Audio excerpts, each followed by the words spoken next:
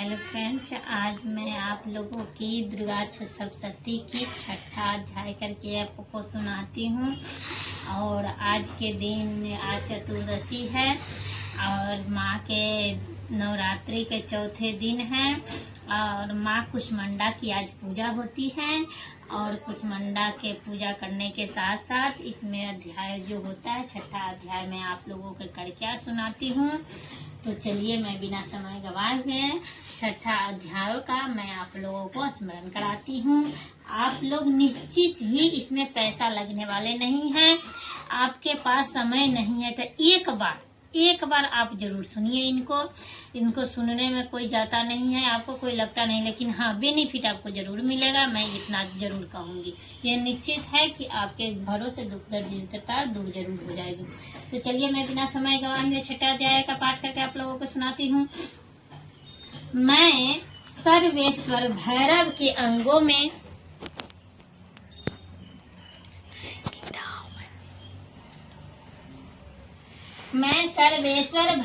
अंगों में निवास करने वाली परमोत्कृष्ट प्रयागवती देवी का चिंतन करती हूँ।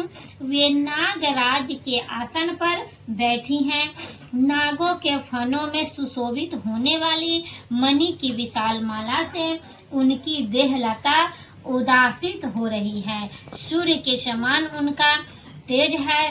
3 नेत्र उनकी शोभा बढ़ा रहे हैं। वे हाथों में माला, शुंभ, कमल और कपाल और कमल लिए हुए हैं तथा उनके मस्तक पे औद्र चंदन का मुकुट सुशोभित है। देवी का यह कथन सुनकर दूतों को बड़ा आकर्षण हुआ और उसने दैत्यराज के पास जाकर सब समाचार विस्तार पूर्वक कह सुनाया।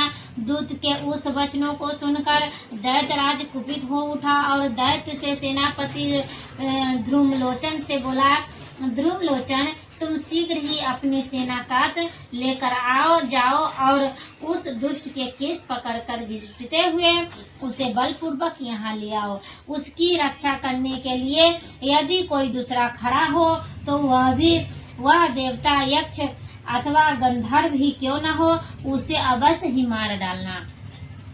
ऋषि कहते हैं, सोम के इस प्रकार आज्ञा देने पर वह ध्रुमलोचन दैत्य 60,000 असुरों की सेना को साथ लेकर के वहां तुरंत चल दिया। वहां पहुंचकर उसने हिमालय पर रहने वाली देवी को देखा। ललाकार कर कहा, अरे तू शुंभ निशुंभ के पास चल, यदि समय प्रसन्नता पूर्वक मेरे स्वामी के समीप नहीं चलेगी तो मैं तुम्हें बलपूर्वक झोंटा पकड़कर घसीटते हुए ले जाऊंगा। देवी बोली, तुम्हें दैत्यों के राजा ने भेजा है। तुम स्वयं भी बलवान हो और तुम्हारे साथ विशाल सेना भी है। ऐसी दशा में यदि मुझे बलपूर्वक ले जाओगे तो तुम्हारा क्या कर सकती हूँ।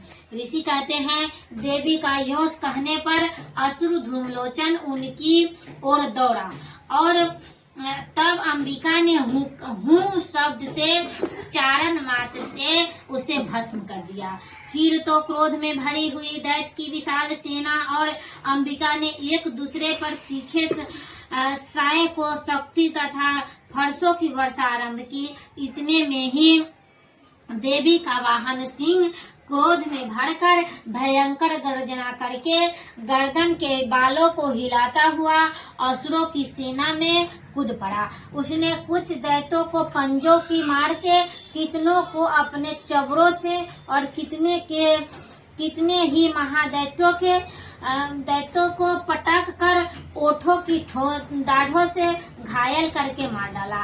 उस सिंह ने अपने नखों से कितने के पेट फाड़ डाले और और थप्पड़ मारकर कितनों के सिर धड़ से अलग कर दिया, कितनों को भुजाए मस्तक काट डाला और तथा कितने गर्दन बाल हिलाते हुए उसने दूसरे दैत्यों के पेट फाड़कर उनका रक्त चूस लिया। अत्यंत क्रोध में भरे हुए देवी के वाहन उस महाबली सिंह ने क्षण भर में ही असुरों की सारी सेना को ध्वस्त संहार कर डाला। शुंभ ने जब सुना कि देवी ने ध्रुमलोचन का असुरों को मार डाला तथा उसके सिंह सारी सेना को सफाया कर डाला, तब उस दैत्यराज को बड़ा क्रोध हुआ, उसका ओठ कँपने लगा। उसने चंड और मुंड नामक 2 दैत्यों को आज्ञा दी, हे चंड, हे मुंड, तुम लोग बहुत बड़ी सेना लेकर वहां जाओ, उस देवी के झूठे पकड़ करके अथवा उसे बांध कर शीघ्र यहाँ ले आओ।